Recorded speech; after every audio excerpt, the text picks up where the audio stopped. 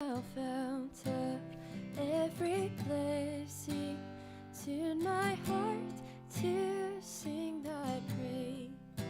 Streams of mercy never ceasing, call for songs of the loudest praise. Teach me some melodious sonnet, sung by flaming tongues above.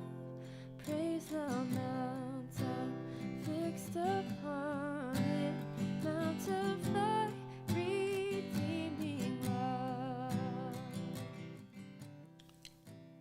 Here I raise In the book of John, we continue encountering the Son of God who reveals himself and about us, his status, and who he who is. This is very different from the other Gospels. In this particular one, the self-revealing Jesus is given unto us. In today's broadcast, I share with you John chapter 4, verse 1 to 4, and we encounter this revealing Son of God, self-revealing Son of God. And here is my translation as usual. Therefore, when Jesus, or Jesus, realized that the Pharisees had heard that Jesus was making and baptizing more disciples than Johannes, even though Jesus himself did not baptize, but his disciples, he left Judea and again departed into Galilee. But he had to go through Samaria. Hey, I'm Kasisi Keriako Akenyua, and welcome to this broadcast.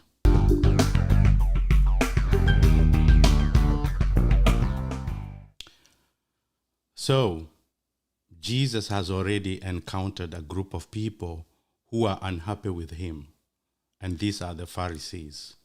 And they seem to be unsettled that he is making more disciples and even baptizing, according to the Pharisees, more than John was doing.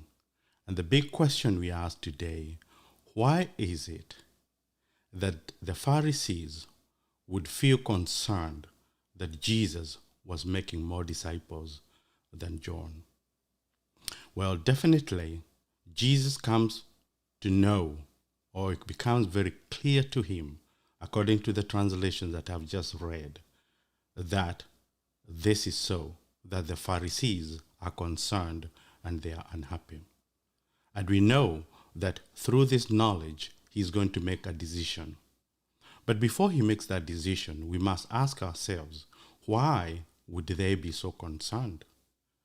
And my take of this text is that definitely the Pharisees fear that Jesus is bringing in a new dimension to the power that be, to the religious power. And therefore, they are concerned. And as we know, all human beings, we always want to be in control.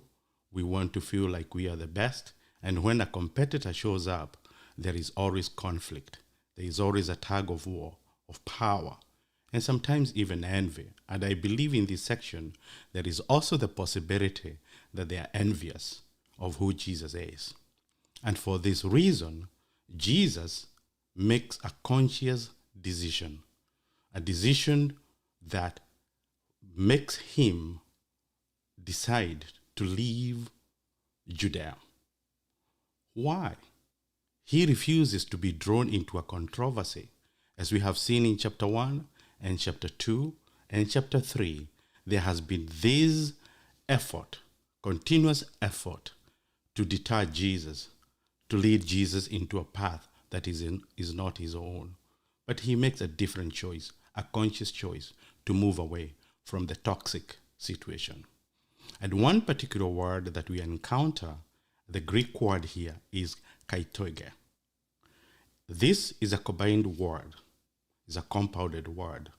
But basically, it says that it was necessary, as he departs, it was necessary for him to pass through Samaria. Again, the big question is, why was it necessary for him to pass through Samaria?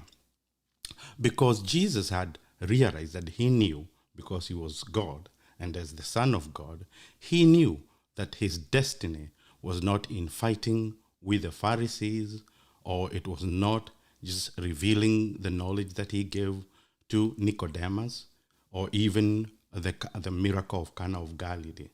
He had a greater destiny in store.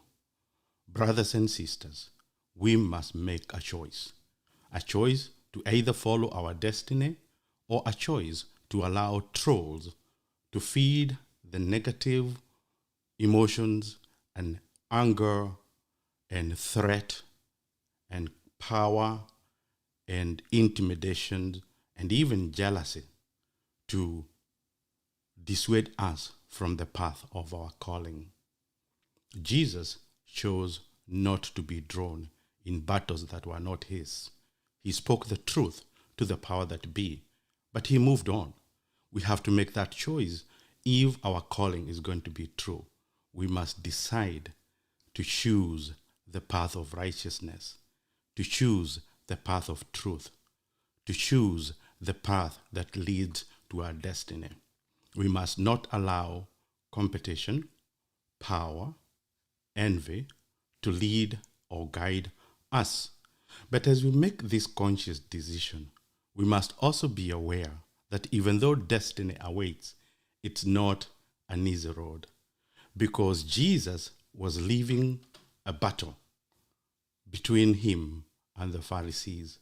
But he had to go through Samaria, a land that was basically a land of their enemies. He was passing through enemies' land.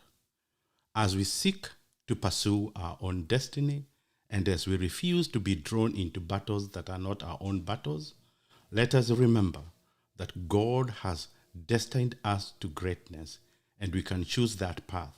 But also we must be aware that it is not an easy road. So choose destiny, my friend. Choose God's destiny. Speak your truth, but move on.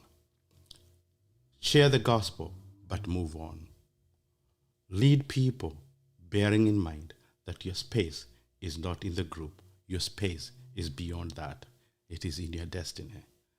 I thank you so much for being here as we continue seeking wisdom together that we may gain understanding.